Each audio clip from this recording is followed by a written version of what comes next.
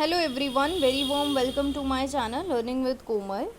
तो investment management की series को कंटिन्यू करके ही हम क्लास 9 पर पहुंच चुके हैं आज। और आप जैसा कि देख रहे हो स्क्रीन पर, इन्वेस्टमेंट प्रोसेस को आज हम कवर करेंगे इस वीडियो में। और ये हमारा जो है एक नया चैप्टर है, इन्वेस्टमेंट प्रोसेस एंड एवेन्यूज़। तो एवेन्यूज़ की वीडियो इसके बाद आएगी। और आज हम प्रोसेस को कवर करने वाले हैं।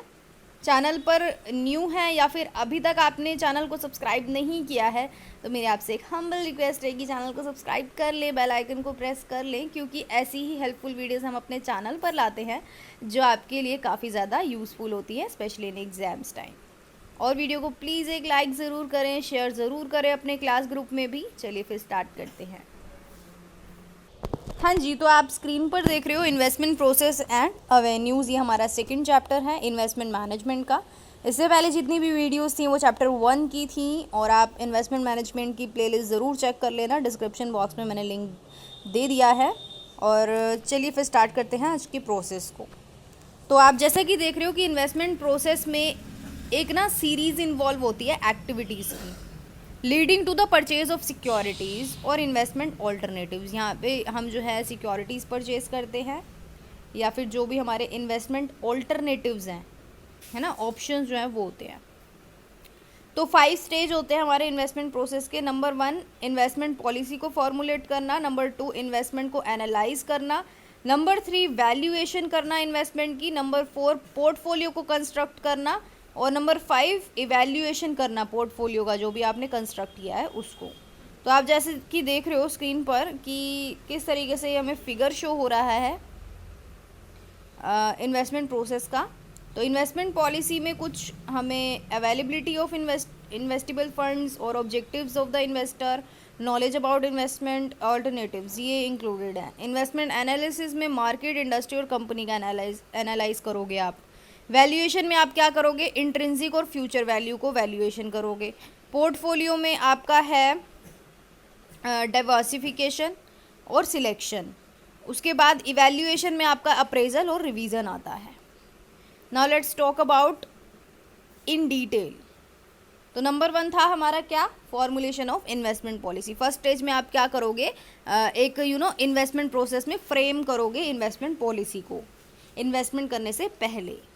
तो इसके लिए ज़रूरी जो इंग्रेडिएंट्स हैं वो क्या है। Number 1, availability of investable funds, कि जो भी एंटायर इन्वेस्टमेंट प्रोसीजर है वो किसके रिवॉल्व यानी कि किसके ओर घूमता है, इन्वेस्टेबल फंड्स के चारों ओर बेसिकली।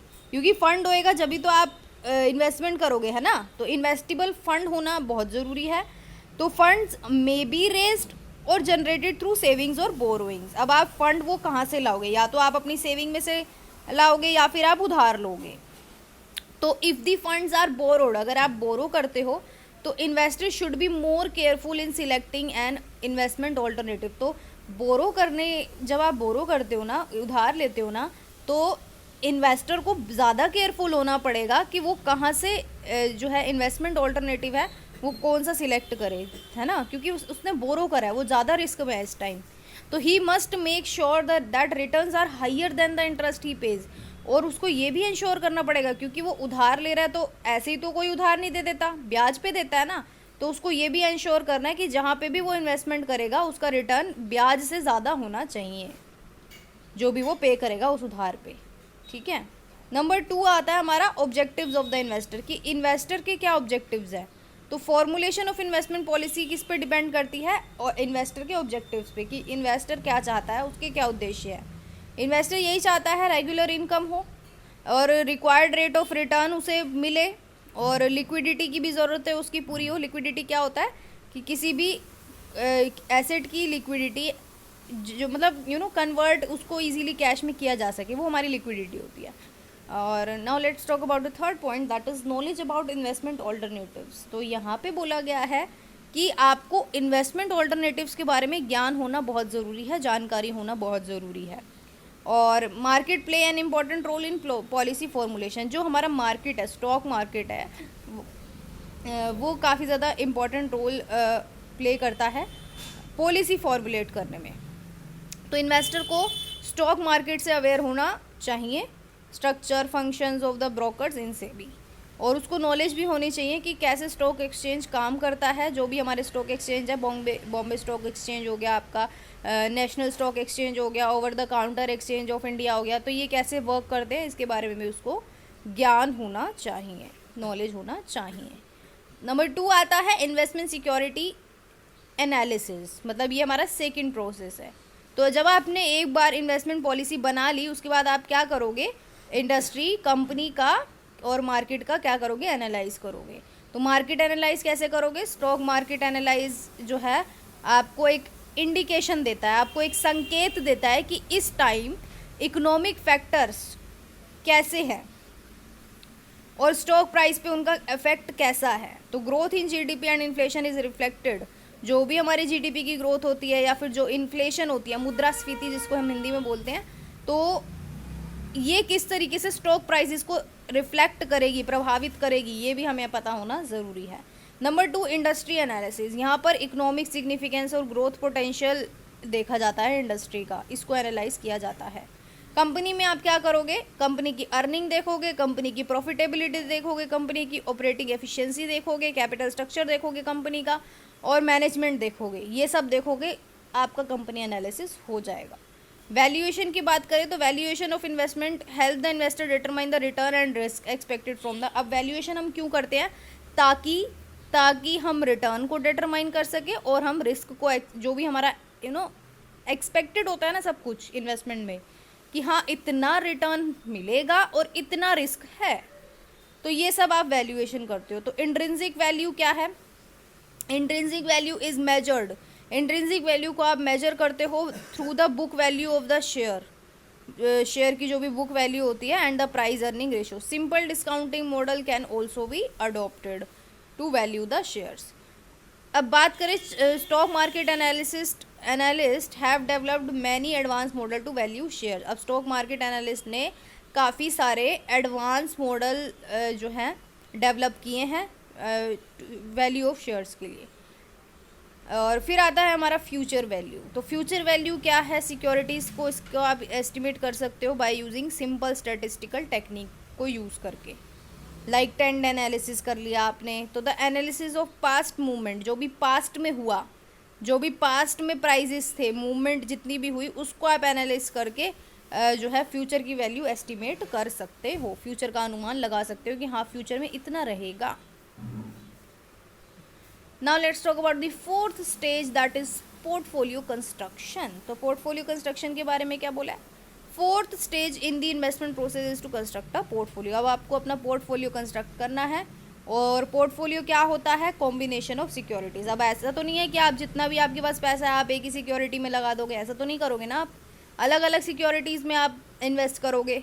तो पोर्टफोलियो आपका क्या होता है, जो भी आपने सिक्योरिटीज़ में अपना इन्वेस्टमेंट करा है उसका सारा का कॉम्बिनेशन होता है पोर्टफोलियो।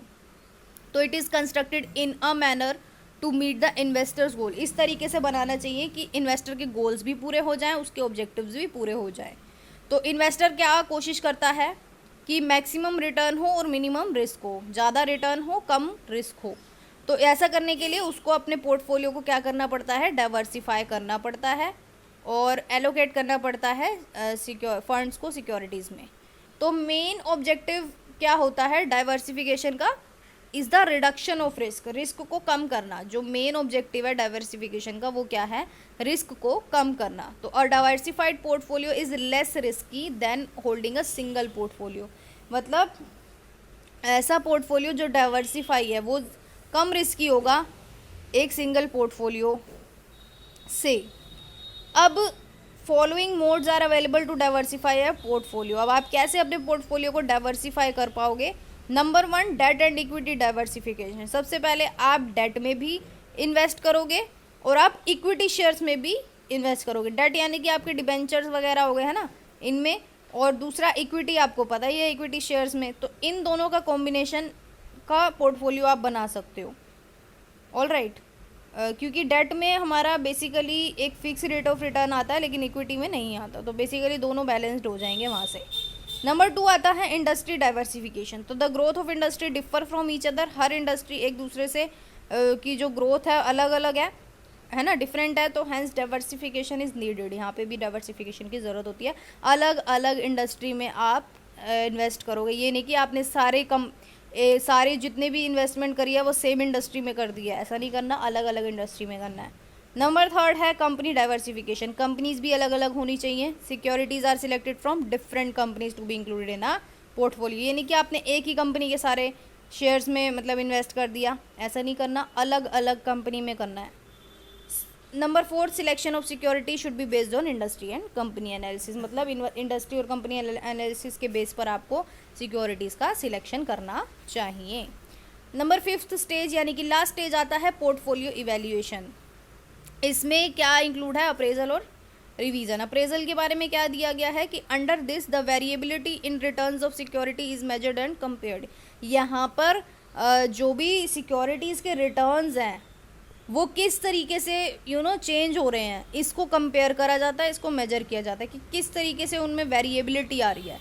तो अप्रेजल हमें वॉर्न करता है लॉस से और करेक्टिव एक्शंस लेने में हमारी एक तरीके से हेल्प करता है।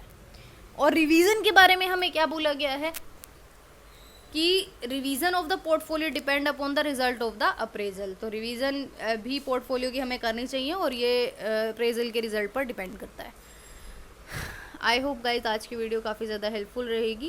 वीडियो को लाइक ज़रूर करें, शेयर ज़रूर करें, चैनल को सब्सक्राइब करना बिल्कुल ना भूलें और डिस्क्रिप्शन बॉक्स में प्लेलिस्ट का लिंक ज़रूर चेक कर लेना। Thank you so much.